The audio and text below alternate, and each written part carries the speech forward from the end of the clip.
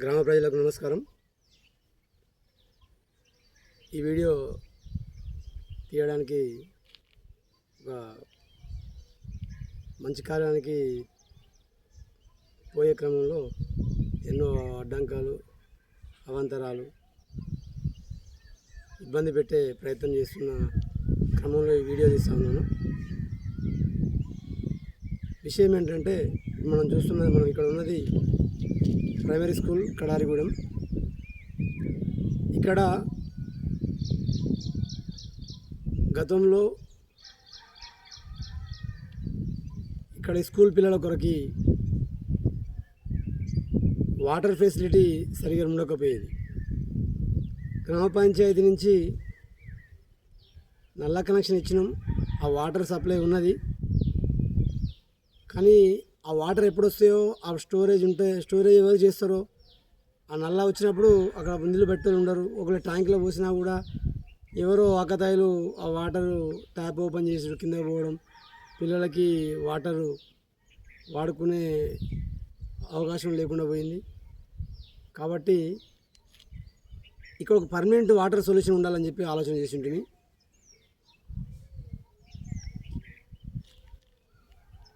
December 2023 5వ తారీఖు నాడు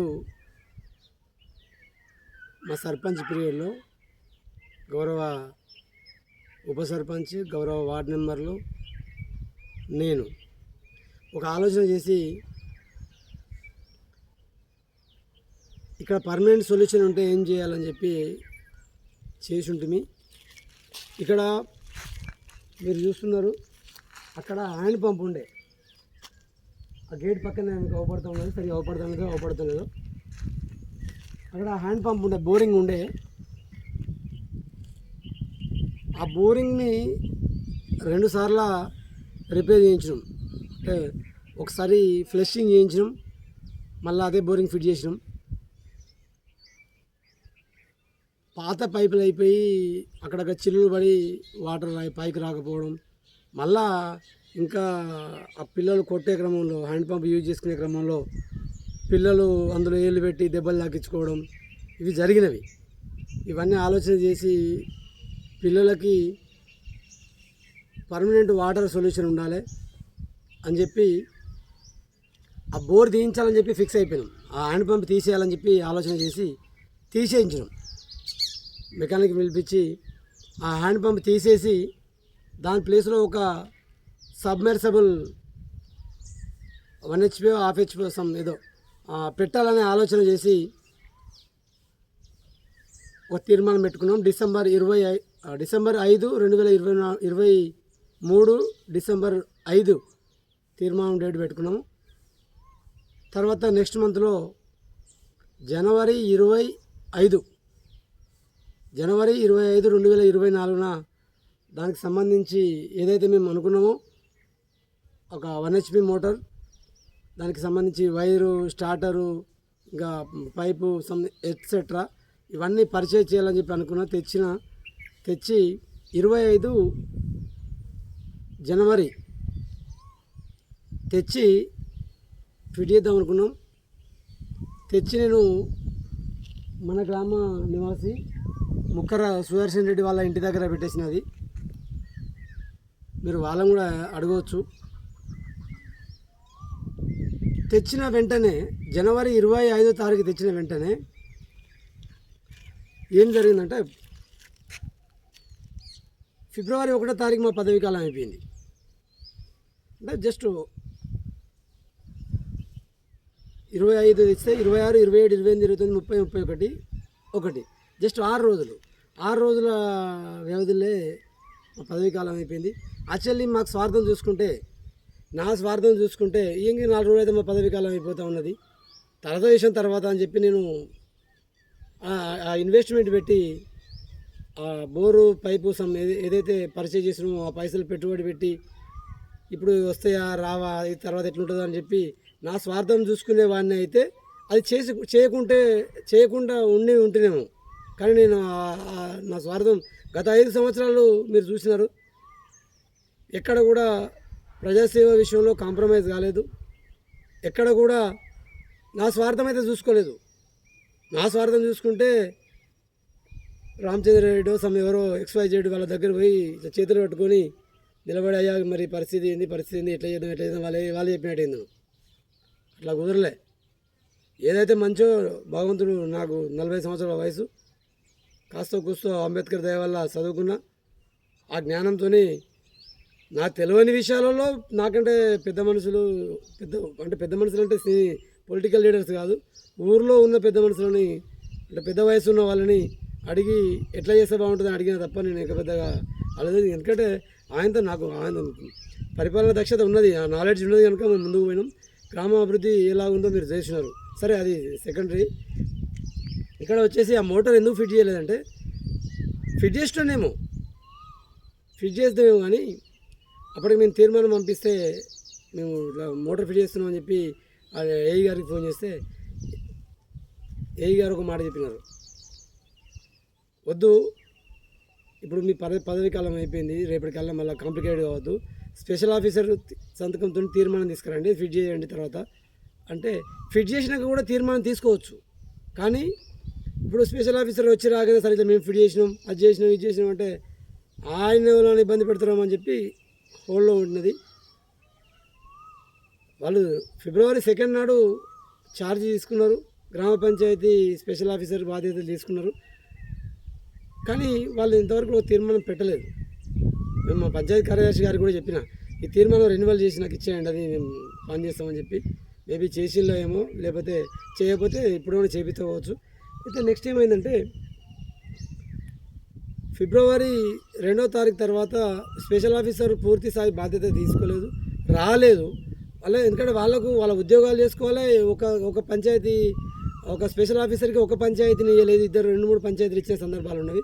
వాళ్ళు అక్కడ చూసుకోవాలి, ఇక్కడ చూసుకోవాలి, వాళ్ళకి ఇచ్చిన బాధ్యత చూసుకోవాలి, ఇవన్నీ చూసుకోవాలి. కాబట్టి వాళ్ళు ఆ February 2 తర్వాత ఒక తీర్మానం రాలేకపోయారు. ఎందుకంటే తీర్మానం టైం అనేది ఆ టైంలో పెట్టుకోవాలి కనుక వాళ్ళు పెట్టలేకపోయినాము.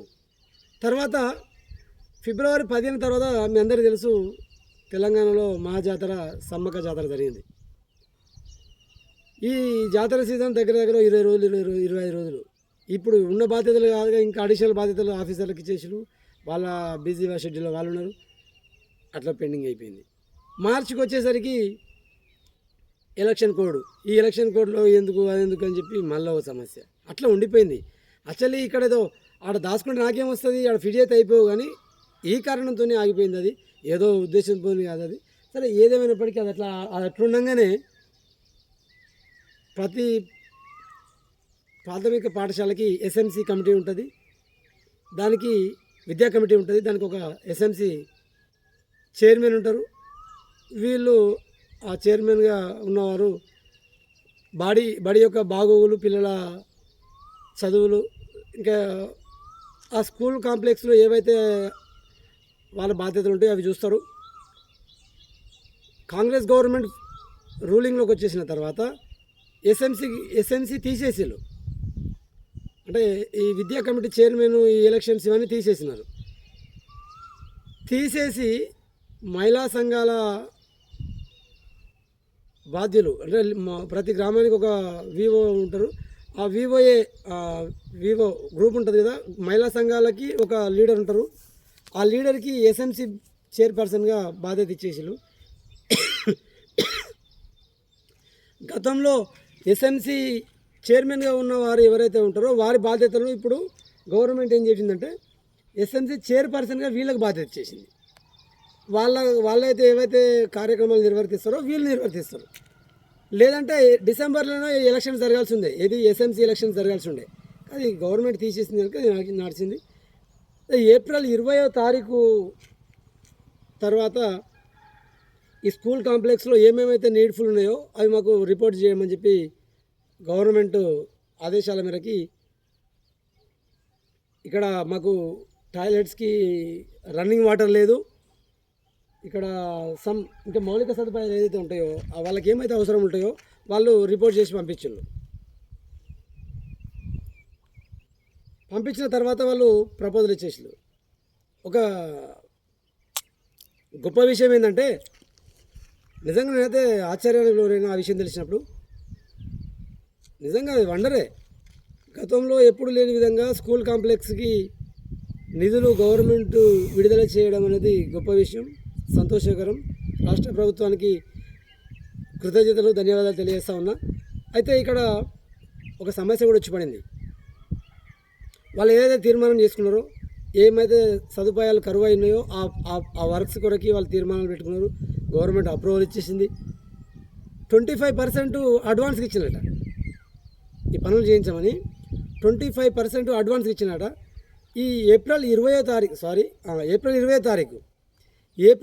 తారీఖు ఏదైతే తీర్మానం పెట్టుకున్నారో ఆ తీర్మానం కొరకి ఆ పనులు వచ్చేసినవి.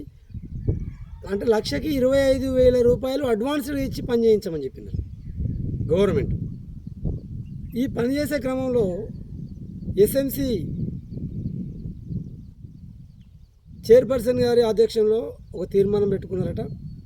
ఆ తీర్మానము పెట్టినారా పెట్టలేదా అని చెప్పి నేను ఇవాళ అడగబోతా ఉన్నా సార్ని, హెడ్ మాస్టర్ గారిని. ఏం తీర్మానాలు పెట్టినారు, ఎవరెవరు అటెండెన్స్ అని ఇవన్నీ తర్వాత నేను మాట్లాడాలనుకున్నా. ఇక్కడ మేజర్గా వచ్చిన సమస్య ఏంటంటే, ఎస్ఎంసి చైర్పర్సన్ ఎవరైతే ఉన్నారో తాను ఈ వర్క్స్ చేస్తానని చెప్పి ముందుకొచ్చినారట. సంతోషమే. ఈ విషయము నాకు ఏప్రిల్ మాసంలో తెలియదు. మే 11వ తారీఖు నాడు మీకు అందరూ తెలుసు, కడారిగూడెం గ్రామ పంచాయతీ